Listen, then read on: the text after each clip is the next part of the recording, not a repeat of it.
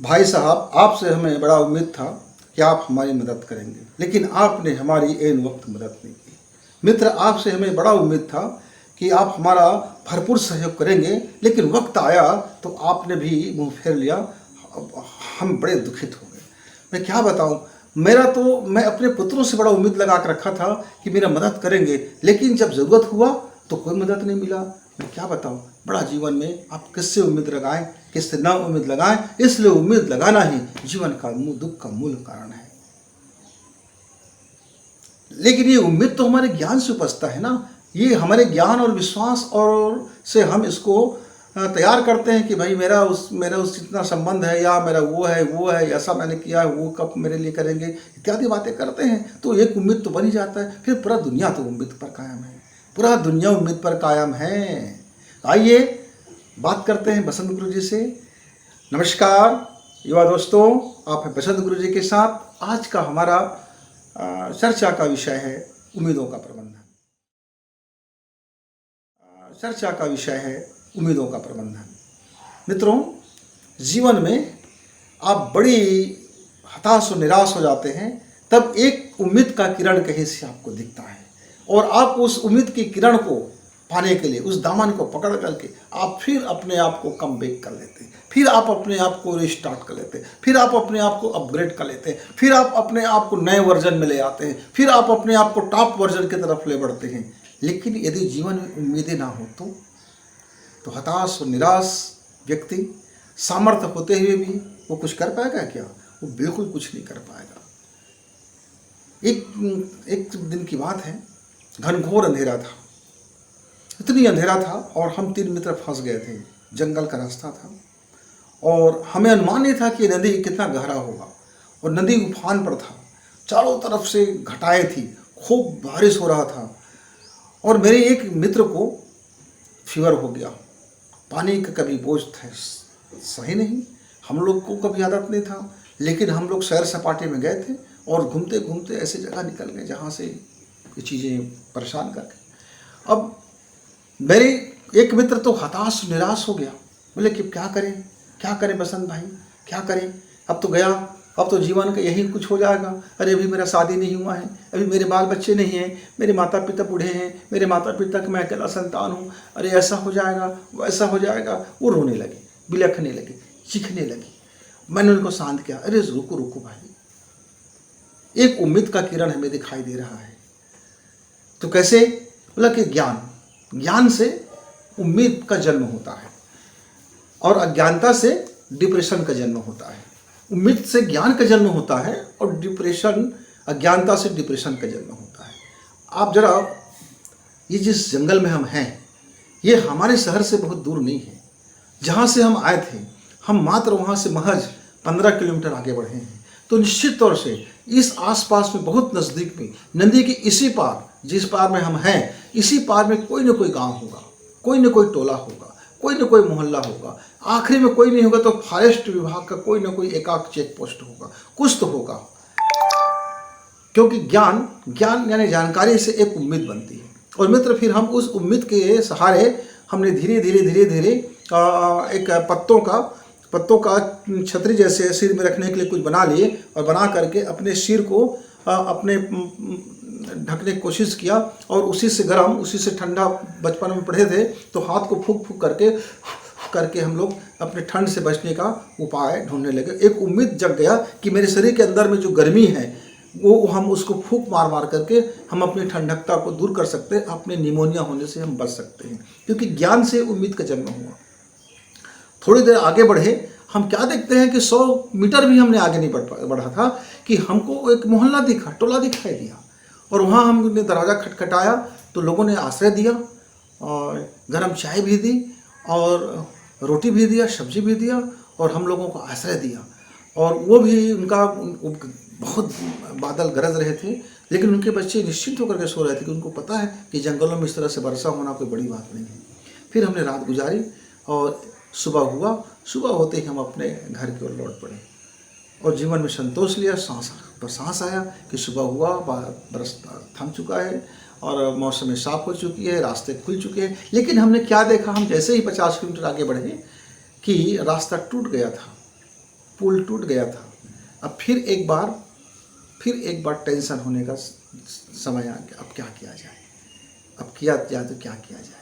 तो फिर वही एक उम्मीद की किरण कि यदि यहाँ पुल टूटा है तो इधर आसपास के गांव वाले लोग कुछ न कुछ तो जुगाड़ बना के रखे होंगे, कुछ तो ऐसा होगा जिससे वो हमको उस पार किया जा सकता है सुरक्षित तरीके से। हमने पता किया तो मालूम हुआ कि यहाँ कुछ 8-10 जवान कुछ पैसे लेकर के सुरक्षित तरीके से वो नदी में को क्रॉस करा रहे थे।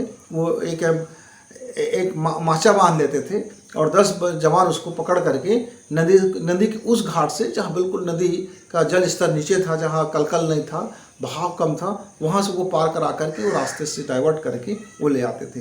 हम लोगों की भी गाड़ी को और हम लोगों को वैसे ही सुरक्षित करके वो ले आया। अब वहाँ से भी हमने अब आगे बढ़ गया।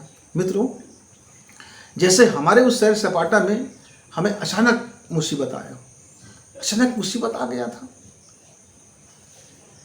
तो जैसे मेरे एक साथी सीख रहे थे, चिल्ला रहे थे, फीवर हो गया था। मेरा दूसरा साथी चुपचाप था, मौन था, उसको कुछ समझ नहीं आ रहा था, लेकिन हमको कुछ दिखाई दिया और हमने उसको प्रबंधन किया, यानी अपने उम्मीदों का प्रबंधन किया। हम रोए नहीं, चीखे नहीं, डरे नहीं, भयभीत नहीं हुए, सरेंडर नहीं हुए, पर उतावला होकर के कुछ अनाप शनाप भी नहीं किए। नहीं चलो नदी पार कर देते हैं, क्या होगा देखा जाएगा। तो ऐसा भाव से यदि आप करते हैं तो आपकी नासमझी और बेवकूफ़ियों से तो आप वही राम नाम सत्य हो गए होते। इसलिए उम्मीद का प्रबंधन कीजिए, उम्मीद के सहारे बैठिए मत, चलिए, चल करके वहाँ तक चलिए। हमने चला, उस मोहल्ले तक गया, वहाँ उन लोगों से बात की, रिक्वेस्ट किया, मदद मांगा, धन्यवाद दिया। जो हमारे पास पैसे थे, जो कुछ हम कर सकते थे, उसने वो किया भी, माने हमने कुछ किया भी। हमने केवल एक तरफा उम्मीद पाल के नहीं बैठे थे कि फ्री में करेंगे, वो फ्री में कर देता, फ्री में कर भी रहे थे, लेकिन मेरा जवाबदारी क्या बनता है?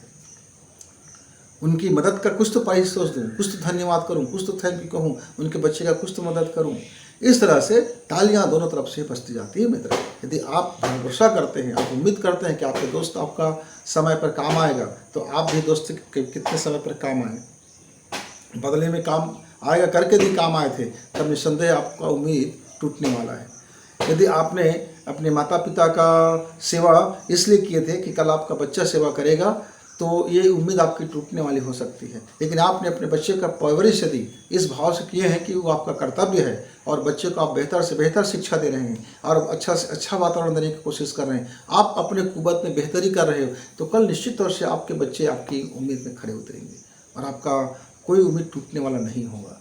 तो आपको जांचना परखना होगा कि आपकी उम्मीद की बेस क्या है, आपकी भावना क्या है। हम गलत उम्मीद लगा बैठते हैं तो वो तो उम्मीद टूटना ही टूटना है।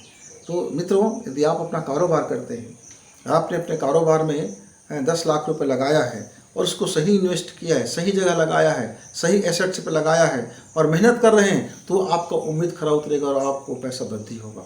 लेकिन आपने जुए में लगा दिया 10 लाख को और उम्मीद कर रहे हैं कि मैं हर दांव जीतूंगा और मैं 10 लाख का 1 करोड़ बना के निकल आऊँगा, तो यह भी हो सकता है कि 10 लाख से आप जीरो घर लौटो और माइनस होकर के लौटो, कर्जे में डूब करके लौटो।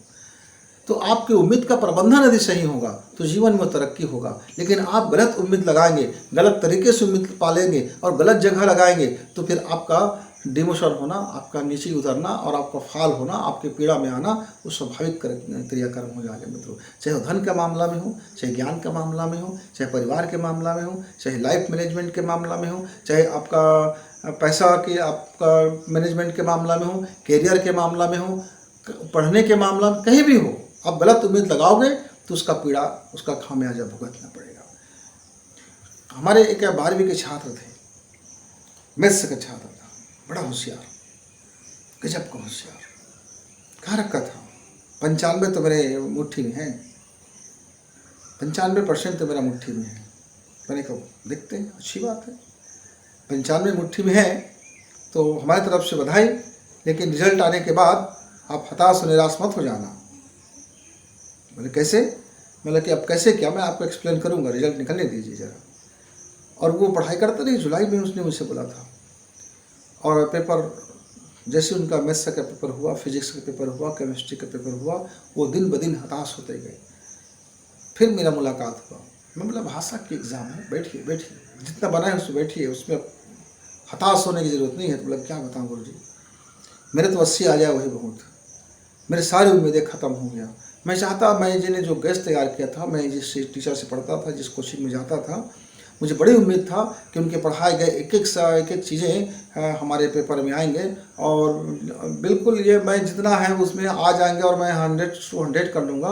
मैं तो 5% ऐसा छिपा के बताया था, मेरे अंदर में तो 100% होने का अहंकार था, ईगो था। क्योंकि मुझको लगता था कि मैं जिस कोचिंग करता हूँ वह कोचिंग दुनिया का सबसे टॉपर है और ये बस बोल दिया तो बोल दिया, ब्रह्मा की लकीर है। मुझको लगता था कि मैं जितना जानता हूँ दुनिया मुझसे ज़्यादा कोई जानने वाला नहीं है। मैं तो बेहतरीन जानता हूँ, बेहतरीन करता हूँ, मैं ही सब कुछ हूँ। और ये जो गुरु जी हैं, आप लोग जो हो बिल्कुल फिसड्डी हो, कोई माने का नहीं हो, आप लोग के पास कुछ है नहीं, मैं जहाँ से करता हूँ वो बड़ा शानदार है। लेकिन मेरा सारा पानी उतर गया, मेरा पूरा का पूरा पानी उतर गया।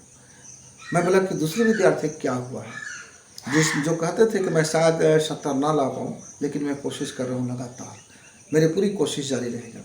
कहा उसका तो बढ़िया गजब कहा गया, 85% आ गया है, 15% के उसने अपने को टारगेट से ऊपर उठा लिया है। तो बोला इसने क्या कर दिया? तो कहा इसने एक काम किया था, जो ये जानता था उस पर ये इतना अभ्यास किया और अपने ज्ञान को, अपने टाइम को और अपने विचार को और अपनी नॉलेज को इसने सही जगह निवेश किया और लगातार निवेश किया और बेहतरीन निवेश किया। इससे हुआ क्या, इनके सारी पेपर अच्छा जाता गया और ये हर बार पेपर दिलाने के बाद कुछ इनसे त्रुटि हो जाते थे तो ये खुश होकर कहते थे, देखो मैंने आज ये गलतियाँ किया, अब अगले पेपर में मुझसे ये गलती नहीं होगा, मैं इनमें से कुछ तो गलती कम कर लूँगा। और ऐसे करते करते वो तिमाही छमाही करते करते वार्षिक में आते तक उनकी गलतियों की संख्या 15% ही बच गया, सारी गलतियाँ उनकी और कम होते चले गए और मेरी गलतियों की संख्या बढ़ते बढ़ते बढ़ गया गुरुजी। बस ये भेद हो गया। तो मैंने गलत उम्मीद पाला, उम्मीद का प्रबंधन मैंने गलत किया और इन्होंने उम्मीद तो पाला, उम्मीद की किरण तो देखा, पर एक विश्वास के साथ उसने जो अभ्यास किया, जो इन्वेस्टमेंट किया, जो टाइम मैनेजमेंट किया, जो अनुशासन में जीवन जिया, जो लक्ष्य को पाने के लिए जो कमर कस लिया, जो कमर तोड़ मेहनत किया, जो हाड़ तोड़ मेहनत किया और खुशी खुशी मेहनत किया, ये उसके गलतियों को कम से कम करते करते ये अपने शिखर से आगे बढ़ गए। मित्रों, उम्मीद रखिए पर उम्मीद का मैनेजमेंट कीजिए। उम्मीदें बुरा नहीं होता, उम्मीदें आपको दुख नहीं देती, दुख देती है आपकी गलत उम्मीदें। उम्मीदें कभी आपको निराश नहीं करता, निराश करते हैं आपकी गलत उम्मीदें। उम्मीद से दुनिया टिकी है, लेकिन आपकी उम्मीद, गलत उम्मीद से आपकी दुनिया समाप्त हो जाता है। ये उम्मीदें जीवन को बेहतर ही करता है, लेकिन कब? जब आप उसका सही मैनेजमेंट जानते हो तब।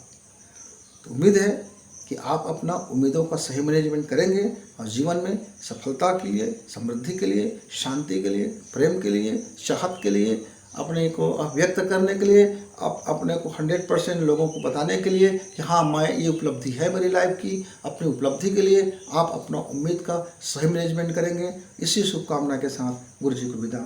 धन्यवाद।